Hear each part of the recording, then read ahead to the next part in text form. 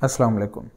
नज़म का खुलासा किस तरह लिखा जाता है, आज हम इस मौजू पर बात करेंगे। सबसे पहले सवाल नंबर लिखें, खुलासा, उसके बाद नज़म का उन्वान, और इसको कोशिश करें कि आप वावैन में, यानी जिनको इंग्लिश में इन्वर्टेड कामास कहा जाता है, क्लोज़ कर दें।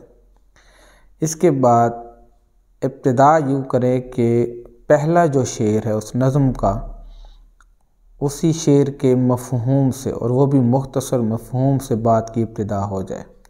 इस किस्म के जुमले रहने दें कि इस नज़म में शायर कह रहा है, या पुरानी बातें हो गई हैं। कोशिश करें बस उसी बात से बात शुरू करें जो उस नज़म में शायर पहले ही शेर में कह रहा है। तो हर शेर का एक मुख्तसर मफ़हूम अगर बातरतीब चलता रहे तो यूँ समझ लें आखिर तक आखिरी शेर का मफ़हूम आ जाए तो आपका बेहतरीन खुलासा ये होगा। बाज़ नज़में लंबी होती हैं तो उनमें कुछ बातें आप स्किप कर सकते हैं, मगर ये खुलासा 12 लाइन से ज़्यादा ना करें तो बेहतर है। 12 लाइन्स तक ही महदूद रहें, 10 से 12 लाइन्स में।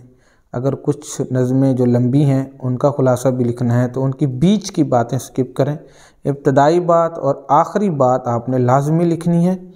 और सबसे बेहतरीन खुलासा ये होता है कि हर शेर का मफ़हूम अपना एक बातरतीब अंदाज में चलता जाए और आखिरी शेर के मफ़हूम पर जाके बात ख़त्म हो।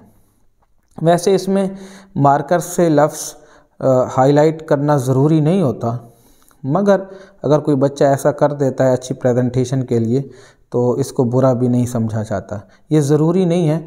5-6 लफ्ज़ अगर आप जो उसमें अहम हैं वो आप मार्कर से हाईलाइट करके इसकी प्रेजेंटेशन को खूबसूरत बना देते हैं तो ये बुरी बात नहीं होती, इसकी इजाज़त दे दी जाती है।